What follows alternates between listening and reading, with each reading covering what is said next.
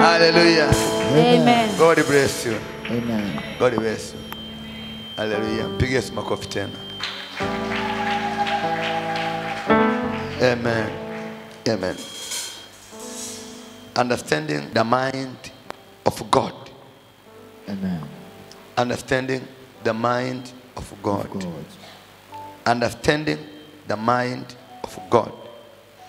Understanding the mind of God.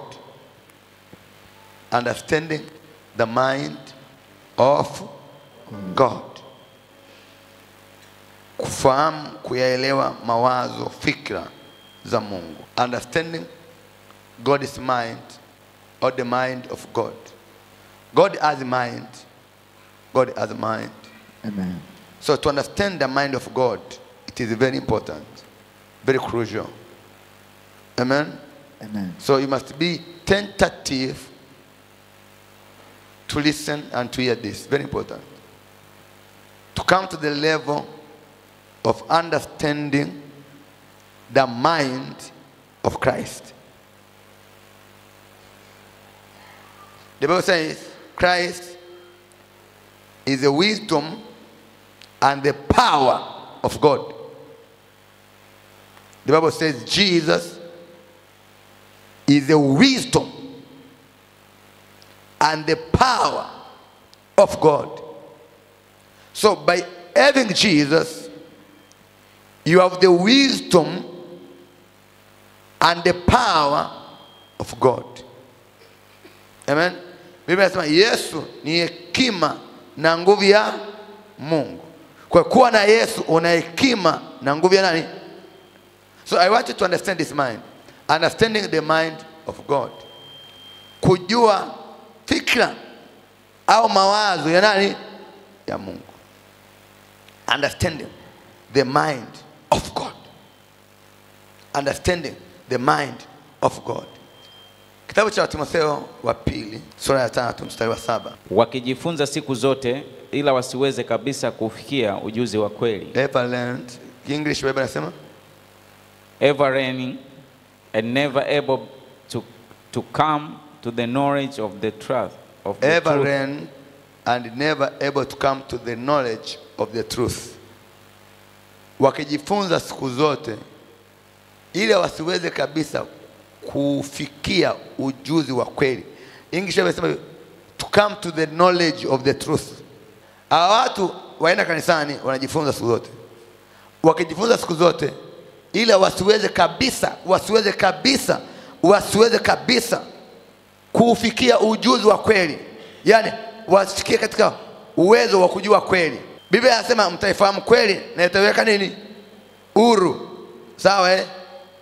So kufika dimension ya kuijua kweli kukuweka huru. You get my point? Yani tunatafuta kanisa ambalo tunaomba Mungu atupe kanisa ambalo anakuja kanisani hawekewi mikono, haombewi maombi, ila kwa kuijua kweli anapona. You get my point? Tujaje kanisa lifike kwenye level ya mtu akiwepo tu kanisani akipata changamoto yoyote ana uhakika wa kushinda. Matokeo yake tuna watu wanajifunza siku zote lakini hawafiki kabisa katika ujuzi, katika utaalamu wa kweli. Na anasema mtaijua kweli na hiyo kweli itaweka huru. Neno langu ndiyo kweli. You get my point? Then to make the truth of God, kufanya kweli ya Mungu ikawa kweli. Naeleweka? Tusieleweka. Kuifanya kweli ikawa kweli. Kwa kupigwa kwake, kwa kupigwa kwangu mmepona. As apply hiyo kupona kwa kupigwa kwake. Amen. Yani kuifanya kweli ikamanifest kwenye maisha yako. Unanisikia? Yani unafika kwenye dimension unaifanya kweli ina manifest, inaishi kwenye maisha yako, ina manifest, inakuwa lili. Ukifika mtu anafika kwenye hiyo level, basi huyo amejifunza na ameleni na amefika ujuzi wa kujua kweli. Nisikia mtu anasema hivi. Nilikuwa naongea kijana mtu mmoja alikuwa sikanubiri. Anasema mama yangu alinifundisha nisije nikala kitu chochote ambacho hajanielekeza kula. Kwa hiyo ni rafiki yangu, tumeenda mahali pengine, kuna vyakula kiwekea, kumwekea prawns. Ali anasema mama aliniambia kwa mdogo nisije nikala chakula ambacho sijawahi. Nikasema pana, onja kidogo, jitahidi kamkomesi. Akala, alipokula akatapika mbele yangu, tumbo likamuuma. Nikajiuliza kumbe Bwana alifanya kweli ya mama yake imanifest kwenye maisha yake. Niweke vizuri kuifanya kweli ikawa kweli kwenye maisha yako. Huyo Bwana alishangaza sana. Aliniambia, prophet, siwezi kula kitu ambacho mama aliniambia hivi, nisije nikala kitu chochote ambacho hajawahi kunipa kula. Kwa hiyo mimi nimepeka mali, tukaitoa prawns. Amen. Mimi nikamshawishi Bwana, wewe kula prawns. Kula prawns. Bwana pesi. Nikasema tamu. Akaonja, alipokula tumbo likaanza kuuma, akatapika mbele yangu. Amen. Kwa nyingine alifanya kweli ya mama yake kuwa kweli kwenye maisha yake. Why don't you to apply the truth of God to be true in your life? Kwa hiyo ifanye kweli ya Mungu ikawa kweli kwenye maisha yako. Anasema hata kuwepo atakayeharibu mimba. Amen. Watakayekuwepo nini? Tasa. Apply your principle iwe kweli kwenye maisha yako. Hautaharibu mimba kabisa, wala hautakuwa tasa. Ile changamoto tulionayo, nilikuwa naongelea tu jana. Changamoto tulionayo ni hivi. Yesu alisema ni magumu sana. Alisema kwa mtu jifunzeni. Amen. Sasa toka yake waliotufundisha maneno ya Mungu hawajui kweli. I remember mimi kabla sijaokoka nilikuwa nasali sana, nilikuwa naomba, nasali, nilikuwa navaa mambo fulani ya dini fulani tovaaga. Sasa naomba kabisa. Lakini niliona mtu mmoja kwa familia anaumwa. Na mtu huyo mwanae mmoja kwa kiongozi wa dini, kiongozi kanisani. Then alipougua huyo mtu, nikiwa mdogo sana, mama historia anaifahamu. Nikiwa mdogo sana, huyo ndugu yule kwenye familia, na mmoja wa ndugu ni kiongozi wa kanisa, sawa, anatufundisha maneno ya uzima. Huyo ndugu akaugua, yeye kama vile una mkeo ameugua, si ndio? Hawakumpeleka kanisani, wakaamka hospitali ikashindikana, wakawa wanambeba, wakampeleka kwa mganga wa kienyeji, wakamwita mganga wa kienyeji kwao. Huyo mganga mkumbuka alikuwa Suleiman, yes. Huyo mganga nakumbuka. Kaka bwana, kaka anafanya uganga. Huyo bibi, huyo mama ametupiwa nini? Majini. Kwa hiyo akamwakua, akapona. You guys my point?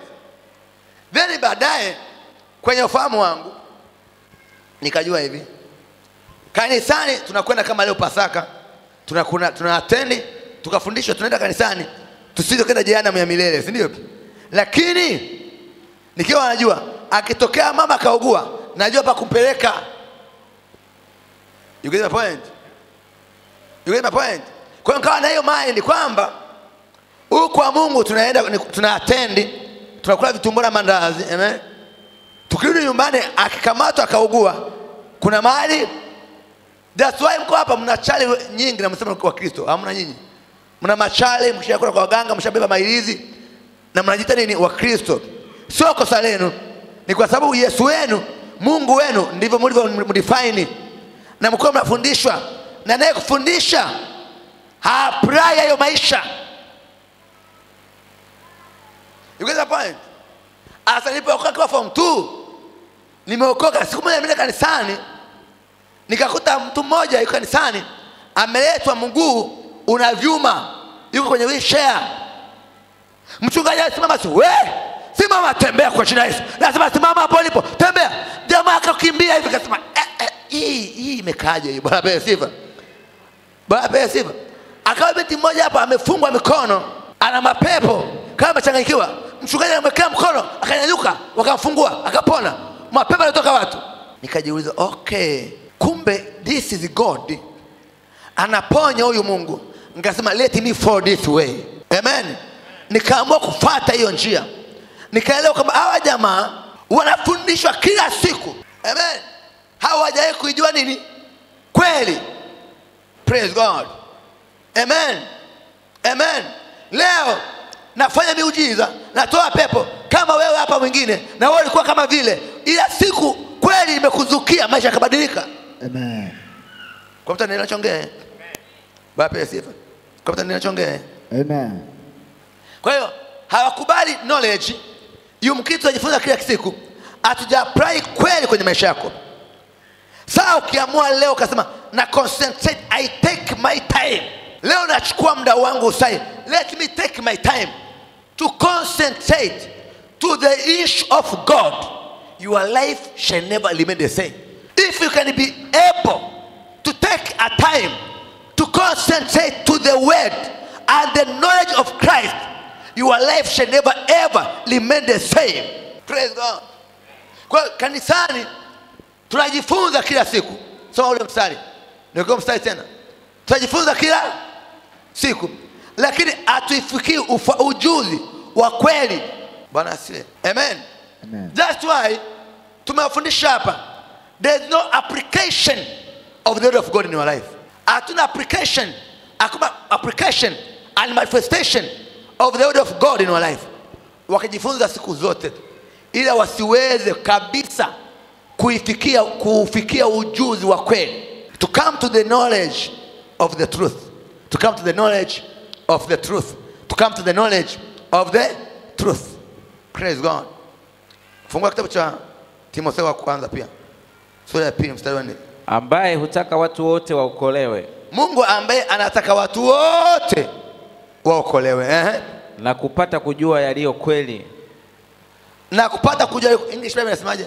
Who will have all men to be saved and to come unto the knowledge of the truth. Who will have all men, his will is that all men to be saved and to come unto the knowledge of the truth. Not only about salvation. Salvation, wokovu, ambaye anataka watu wote waokolewe. Na wakisha okolewa wapate kujua kweli.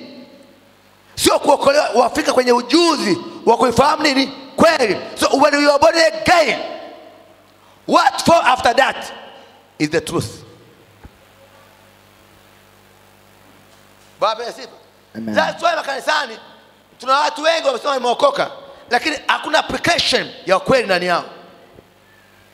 Sasa tunaona maisha pepa na kusumbua, wachana kusumbua, wanga kusumbua, majira kusumbua, biashara zinakufa, yake siku na feli. Why? Ni kwa sababu umeokoka but haujafika kwenye knowledge.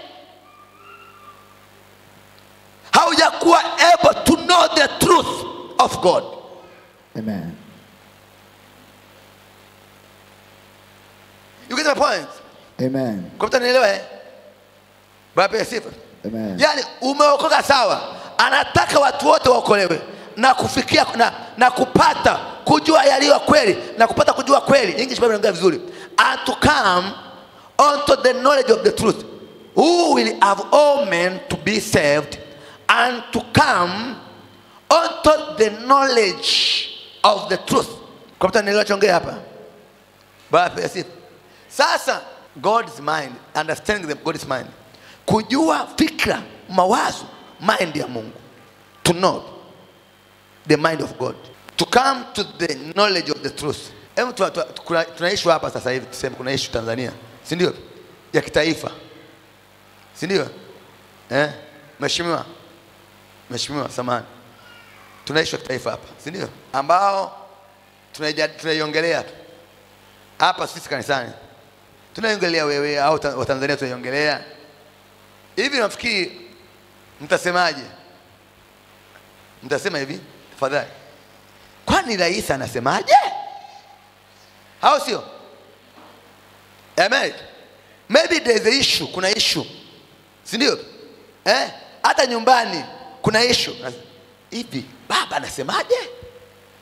Ushakusikia kitu watu wataka kujua baba anaongea nini? Baba ana nini? Baba anasemaje? Hao baba anafikiri nini? Then wakasema jamani, rais anasema hivi, DP World inasainiwa.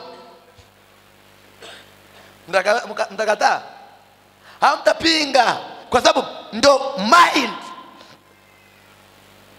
You get my point? You get my point?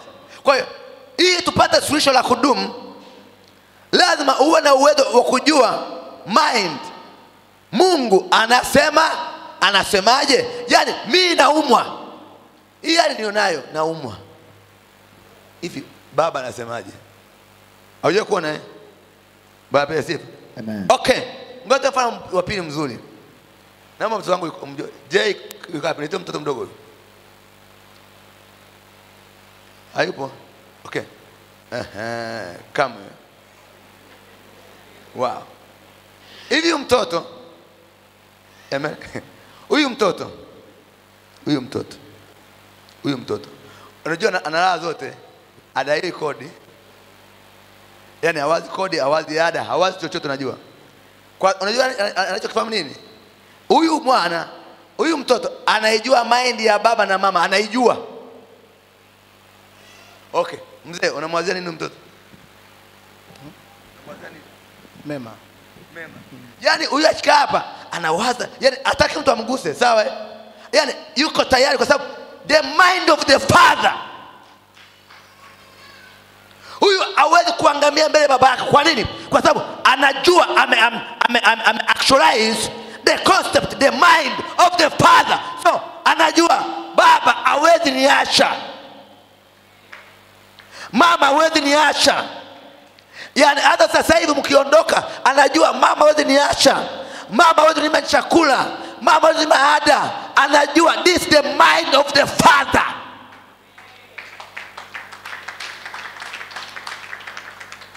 To come to understand, kufika level ya kujua the mind of God in your life. Baba sifa. Ila usipojua mind ya Mungu kwenye maisha yako, utaishi maisha magumu milele yako yote.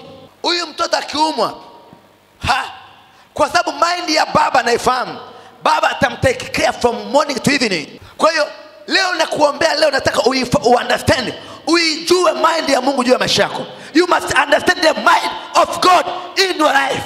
Watch this. Angalia hii. Mungu ana mtoto anaitwa Yesu, mwanae. Si ndio? Yesu anapigwa mawe, anasulubiwa. Kilichomsaidia Yesu, haliweza kuijua mind ya baba yake. Bila akaenda kumuuliza, baba, kikombe hiki kiniepuke kama sio mapenzi yako. Unakumbuka?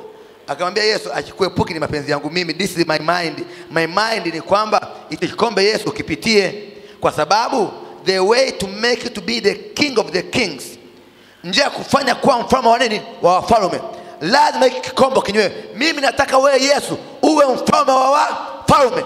So mind yangu ni kwamba upitie hapa ili uwe mfalme wa wafalme. Yesu aliposikia baba amesema ni mapenzi yangu, he was able, alikuwa tayari kukubali kuteswa, kusulubiwa, ili baadaye kila goti lipigwe kama hivi leo. Praise God. Na naelewa sometimes kuna mapito nayapitia, ila kwa kutokujua mind ya Mungu unagombana naye. Angalia mind ya Mungu hii, angalia mind ya Mungu hii. Mungu anawaambia wana Israeli kuna nchi ya Kanaani iliyojaa maziwa nini na asali. Amen. Nataka muiendee. Kulikuwa kuna shortcut, akawapitisha njia ndefu. Amen.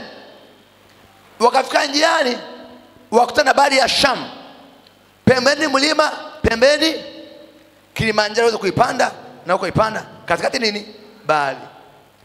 Then Farao sema yuko nyuma anakuja. Walikuwa ni mkutano mkubwa. Aliyeweza kuijua mind ya Mungu alikuwa Musa peke yake. Praise God. Wakaanza kupiga kelele, tunakufa. Akasema tulia, mtaona wokovu wa Bwana hivi. Kumbuka Farao anakuja na jeshi yake kubwa. Katika njia mbele ni bahari, upande huu mlima, na kule ni kama wewe kuna wakati mambo yako tight, ukiangalia hauna kodi, hauna ada, biashara imekufa, hauna chochote, hauna chochote. Usipojua mind ya Mungu utatoka kwenye course, utakwenda nje, utaangamia.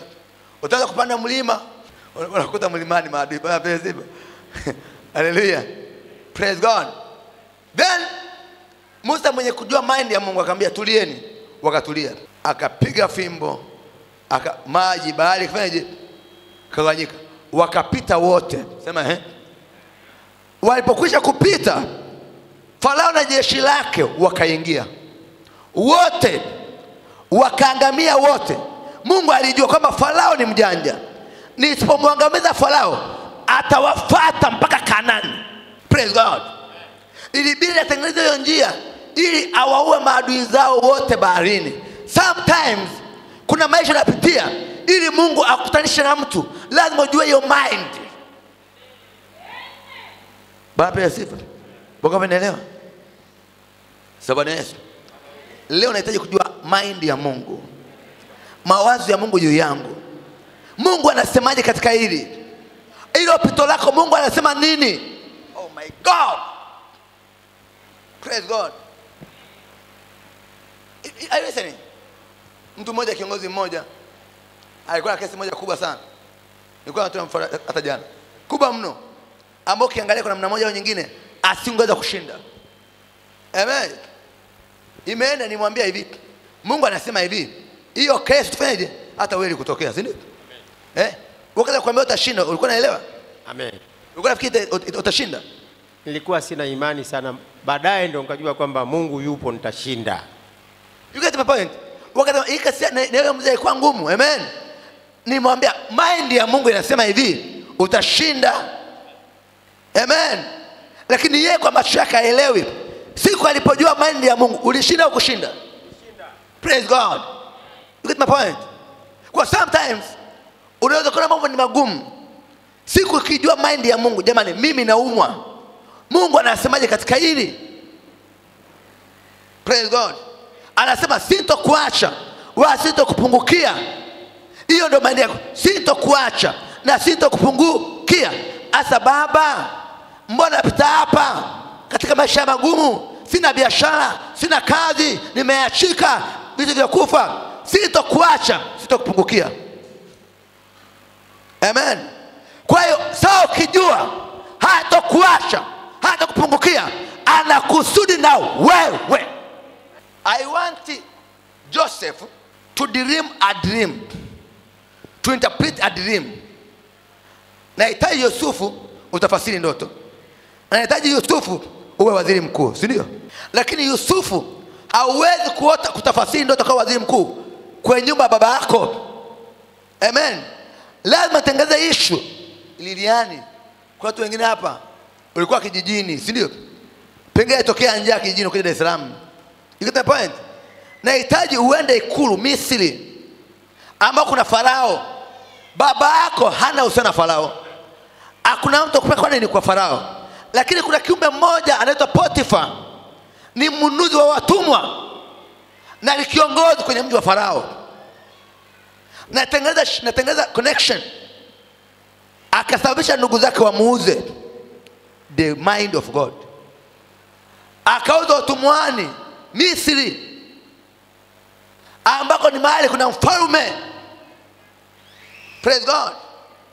Kutumwani akasingiziwa kesi ya ubakaji. Akaingia wapi? Gerezani. Kwa sababu Potifa alikuwa hoti. Potifa alikuwa dharau ndoto. Amen. Potifa hoti. Akatafuta watu ambao wataota kwenye hali ngumu, wakaota. Karadosha mayanda. Akamuingiza gerezani. Katika gereza wakaota waotaji gerezani. Na waotaji walifungwa na mfalme. There is no way out. Yusufu angepata rafiki alishakaa Ikulu pasipo gereza.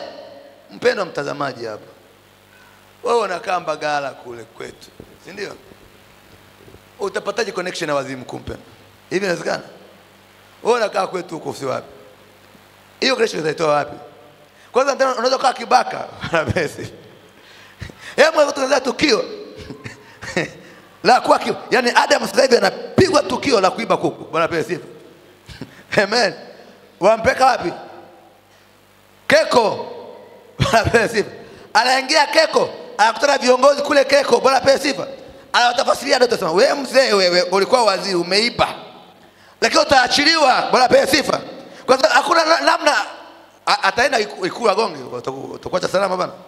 Kwa hiyo Mungu anakutangalia, anakuendelea level ambao utakutana wakuu. Baba ya sifa. Yusufu akapigwa tukio, akaingia wapi? Gerezani kwa wafunga wenzio. Kwa hiyo unaweza kufanya tukio hapa ukapelekwa Keko, kumbe Keko ukijua mind ya Mungu Keko na unatokea pale. You must understand the mind of God. Usikwenda vitu kawaida. Baba ya sifa. Yani chochote kitakachotokea kuanzia leo lazima uwe tayari kujua the mind of God. Baba ya sifa.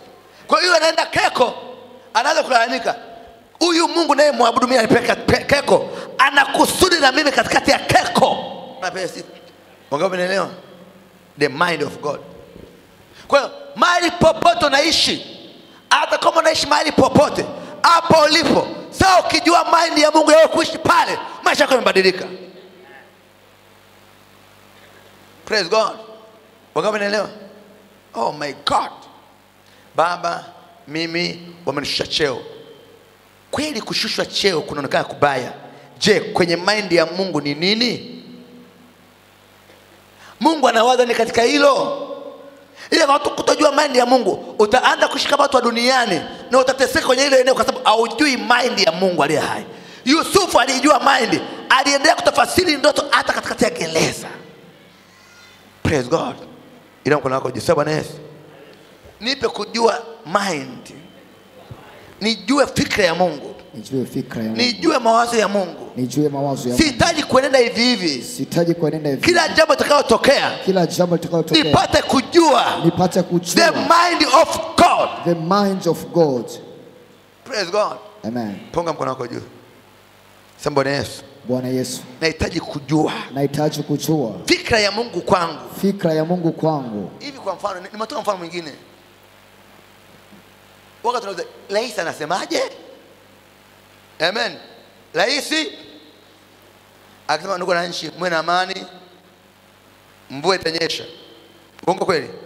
Mnataka kujua mind, what the president speaking. What the president speaking. Hata nyumbani mzee, watoto wako kikaza ili issue muulize baba.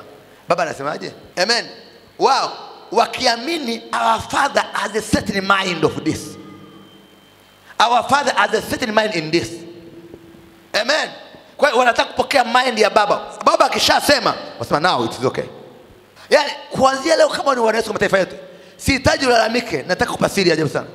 Acha kulalamika, acha kulaumu watu, must investigate, know spiritual things. Anza kufahamu the mind of God. Wewe kiumbe uko hapa, anatamani kuwa tajiri kama mtu fulani. Wewe huyu bwana asiyemjua Mungu ni bilionea, unajua mind ya Mungu kwake yeye?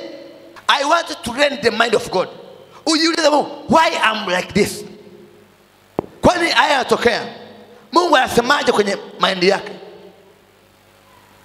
Praise God. Nani anaelewa? Sema Bwana Yesu, nahitaji kujua. Nahitaji kujua. Nifikie fikra ya Mungu. Nifikie fikra. Kujua mawazo ya Mungu. Kujua mawazo juu ya maisha yangu. Juu ya maisha. Anasema mawazo nayowazia. Amen. Sio mawazo mabaya, bali ni mawazo mema. Kama hauna chakula mahali popote, hauna biashara, hauna kazi, understand after now, the mind of God is a good mind. Mawazo ya Mungu, the will of God, mawazo ya Mungu anakuwazia mema. Hapo ulipo anakuwazia mema. Proverbs 25:25. Mashauri ya moyoni ni kama kilindi, lakini mtu mwenye ufahamu atayateka. Mashauri ya moyoni ni kama kilindi, lakini mtu mwenye ufahamu atayateka. Counsel in the heart of man is like deep water. Counsel in the heart of a man is like deep water, but a man of understanding will draw it out. Yes, the man of understanding will draw it out. I don't know Kiswahili kusoma, lakini mtu mwenye ufahamu atayateka. Yani neno kuteka ni kama vile yani utafikia amesema kuteka nyara, si ndio? Yes. Kukamata, si ndio? Yes. Lakini hapa hajamaanisha kukamata, anamaanisha ku draw it out. Nenda kuteka maji, kuchota, yes. Wangesema hivi, na lakini mtu mwenye ufahamu atayachota. You get the point? Wow. Ile amesomea atafanyaje? atayateka. Kwa hiyo kuteka kunatengeneza confusion sawa Amen. Anasema but a man of understanding we draw it out, atayachota sawa Amen. Kwa hiyo mashauri ya moyoni ni kama kilindi. So to know the counsel of God is like what? Is like a deep water. To know the counsel, kuyajua mawazo ya Mungu ni kama kilindi cha maji. Lakini mtu mwenye ufahamu anaweza akateka hayo mawazo ya Mungu aliye hai. You understand it? Praise God. Yani hii sio kawaida. Wakishaokolewa waijue nini? Kweli. Ukijua kweli una uwezo wa kuteka mawazo nani? Ya Mungu, kujua mashauri. Are you listening? Are you listening? Praise God. Mawazo ya moyo ni kama kilindi, na mtu mwenye ufahamu, na mtu mwenye understanding, mwenye ufahamu, sema ufahamu, mwenye ufahamu atayachota. Yani iko hivi, nahitaji kuchota mawazo ya Liliani. Amen. Liliani anawaza mimi nini kwangu. Amen. That's why ni prophetic. Mara nyingi tunachota mawazo kwa prophetic. Nakwambia mwanangu, nina kupata 1 2 3 fulani atafanya hiki na kile kile, na nachota mawazo yake yeye. You get my point? Amen. Baba ya sifa. Yeah, unafika kwenye level unawaza kwamba kesho Mungu ataachilia jua. Amen. Ni dimension ya kuyateka mawazo ya Mungu ili upate heshima, upate cheo. Kuna mtu kula anakuwazia aidha mabaya au sasa, kama wewe ndio bosi anakuwazia mema, ukishachota mawazo yako unaweza kutembea kusema mimi kesho napandishwa cheo. Sawa Kwa nini? Kwa sababu umeshachota mawazo ya huyo boss. Kama ni mchawi, amen, utayachota mawazo yake. Utajua kama bwana anaenda kwa mganga kesho. Ambia brother, kwa mganga usiende. Amen. Unapata dimension ya kuyachota, na ndio maana Yesu aliweza kuyachota mawazo yao yote. Akawaambia najua mnachokiwaza. Alikuwa dimension ya kuyachota mawazo yao. Mungu akupe dimension ya kuyachota mawazo ya Mungu. Yes. My God, sio kana ongea watu ambao wananielewa. Sio nitoka Kinyerezi niambie wapi. I want people to understand this dimension. Nataka watu wajue hii dimension. Yaani sawa, ukijua ukiweza kuyachota mawazo ya Mungu, mwanangu nitakupa siri. Utaanza umekonda au na viatu, lakini unatembea kama Daudi. Daudi anakatambuga. Anatembea akatambuga, lakini anayajua mawazo ya Mungu kwamba David is the king of kings. Yusufu ni mtoto wa mwisho. Ameshayachota mawazo ya Mungu. Anawaambia baba na mama, naliona mwezi na nyota vinagombana, ninyi mtanisujudia mimi. Baba akasema toa pumbavu wako hapa. Sisi tukusujudie sisi, mimi na mama yako? Akamwambia mzee, haya ndio mawazo ya Mungu aliye hai. Ilitokea kutokea. Unaweza kumwona mtu kama vile aeleweki, lakini ndani yake anayajua mawazo ya Mungu. Bwana pewe sifa. Anawaambia hivi, Yesu anawaambia livunjeni hekalu hili, siku ya 3 nitaisimamisha. Kilichomfanya Yesu ongea maneno, aliweza kuijua mind kwamba Mungu siku ya 3 atamfufua. That's why he was able to speak. Unaelewa? Bwana Yesu, nahitaji kuyachota. Nipate ufahamu wa kuyachota mawazo ya Mungu yaliyoko moyoni mwake. Niyajue mapenzi yake yaliyoko moyoni mwake. Nijue mawazo ya Mungu, mapenzi ya Mungu kwa